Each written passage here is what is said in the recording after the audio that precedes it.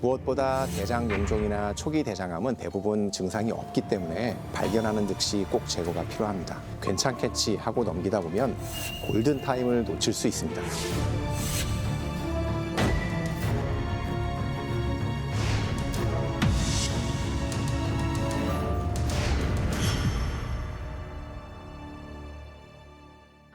저는 대학병원에서 24년째 장 질환을 진료하고 있는 최창환 교수입니다. 대장은 소장의 끝부분부터 항문까지 이어지는 소화기관이 되겠는데요. 대장의 길이는 약 1.5m 정도이고요. 맹장, 상행결장, 횡행결장, 하행결장, 구불결장, 그리고 직장으로 구성됩니다. 우리 몸의 대장에는 약 30조 개가 넘는 장내 세균이 살고 있는데요. 이들은 음식을 분해하고 발효시키면서 비타민 B와 K 등을 만들어내고 우리 몸에 유익한 항생물질, 단수의 지방산 등을 만들면서 면역과 에너지 대사 조절에 깊이 관여합니다. 음식물이나 세균, 독소와 같은 다양한 외부 물질과 접촉하게 되는데요. 이러한 외부 항원을 가장 먼저 막아주는 1차 방어선 역할을 하고요. 면역 균형 조절에 핵심적인 역할을 합니다. 우선 첫 번째로 이제 대장 용종이란 대장 내벽에서 비정상적으로 자라난 작은 혹을 말하는데요. 용종의 종류는 크게 선종, 톱니 모양 용종, 과형성 용종, 염증성 용종으로 구분해 볼 수 있는데요. 그중에 가장 흔한 선종은 바로 대장암으로 발전할 수 있는 용종을 의미하게 되겠습니다. 두 번째로 톱니 모양 용종은 현미경으로 봤을 때 그 조직 모양이 마치 톱니 모양처럼 울퉁불퉁한 구조를 띠는 것이 특징인데요. 이 톱니 모양 용종도 대장암으로 진행할 수 있는 암의 전구 병변이기 때문에 발견하는 즉시 꼭 제거가 필요합니다.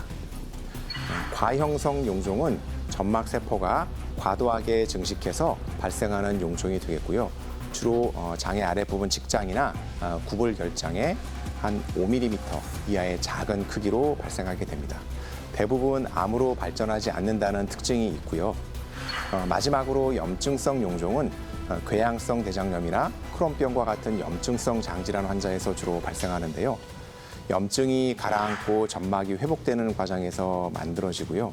이 역시 암으로 진행하지 않는 용종이 되겠습니다. 간혹 크기가 큰 용종에서 출혈이 생겨서 변에 피가 묻어나거나 점액 분비로 인해서 점액이 섞인 대변을 보게 되는 경우가 있지만 대부분의 대장 용종은 증상이 없습니다. 그래서 대장 용종의 크기가 커지거나 암으로 발전하기 전에 정기적인 대장 내시경 검사를 통해서 대장 용종을 발견하고 제거를 하는 것이 필요합니다. 대장 내시경을 통한 용종의 제거 방법은 크게 올가미 절제술, 점막 절제술, 점막하 박리술로 구분할 수 있습니다. 가장 흔한 방법은 바로 올가미 절제술인데요. 크기가 5에서 10mm 정도의 작은 용종을 제거할 때 사용하게 됩니다. 첫 번째 저온 올가미 절제술은 대장 내강으로 올가미를 넣어서 용종의 주변을 올가미로 잡은 후에 천천히 물리적인 힘으로 조여서 제거하는 그런 방법이 되겠습니다. 고온 올가미 절제술의 경우에는 크기가 약간 더 큰 용종에 적용을 하게 되는데요. 이렇게 올가미로 용종 주변을 잡아서 전기 통전을 통해서 용종을 절제하는 그런 방법이 되겠습니다.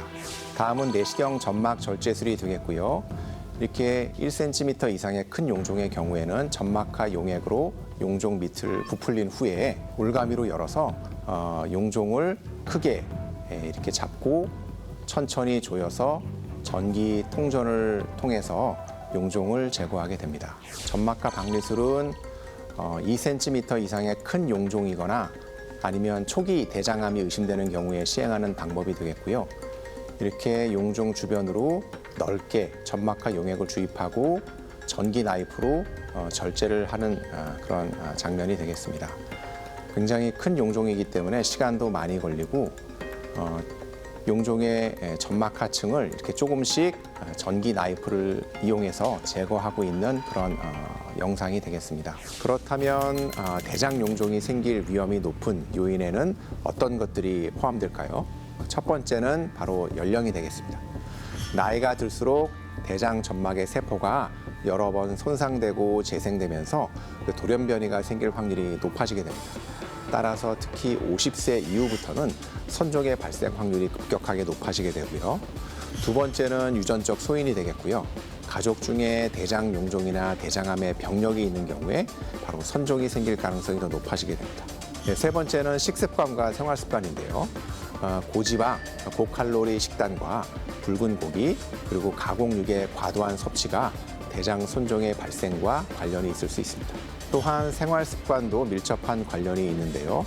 흡연이나 과도한 음주 혹은 운동 부족, 이러한 요인들은 대장 손종의 발생 가능성을 높이는 주요 요인으로 알려져 있습니다.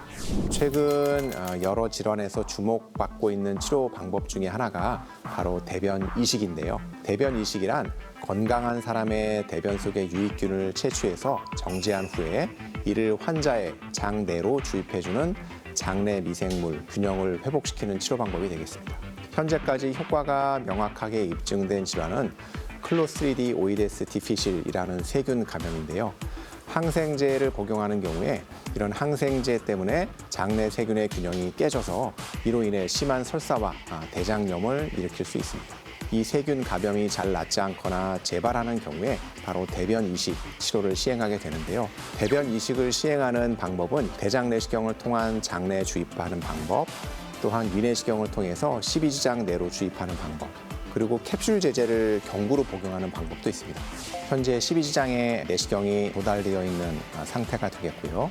이 상태를 유지하면서 대변 이식 치료제를 넣어주게 되는데요. 소장을 통해서 대장까지 건강한 사람의 대변이 쭉 흘러내려가게 되고요. 대장에 도달해서 대변 이식 치료제의 효과를 발휘하게 됩니다. 대변 이식은 이외에도 염증성 장질환, 과민성 장증후군, 비만, 당뇨와 같은 대사질환, 그리고 자폐, 파킨슨, 우울증과 같은 신경정신질환, 그리고 면역 항암제의 반응성 개선, 이런 여러 다양한 분야에서 연구가 활발하게 진행되고 있고 미래의 맞춤형 치료 방법으로 큰 기대를 모으고 있습니다. 대장 건강을 위해서 가장 중요한 건 식습관, 생활 습관, 그리고 규칙적인 운동을 통한 관리가 되겠습니다. 먼저 채소와 과일, 통곡물 위주의 식이섬유가 풍부한 식사를 하시면 좋고요. 또한 규칙적인 운동으로 복부 비만을 예방하는 것이 좋습니다. 또한 금연과 절주는 기본이고요. 무엇보다 대장 용종이나 초기 대장암은 대부분 증상이 없기 때문에 증상이 없어도 45세 이상에서는 정기적인 대장 내시경 검사를 꼭 받으시기를 권장드립니다. 실제로 증상이 없다고 검진을 미루시던 분이 첫 번째 대장 내시경 검사에서 이미 진행성 대장암으로 진단되는 경우가 적지 않습니다. 대장 용종이나 초기 대장암은 대부분 증상이 없기 때문에 괜찮겠지 하고 넘기다 보면 골든타임을 놓칠 수 있습니다. 따라서 아픈 증상이 없어도 정기적인 내시경 검사가 내 생명을 지킬 수 있다는 점 꼭 기억해 주시면 좋겠습니다.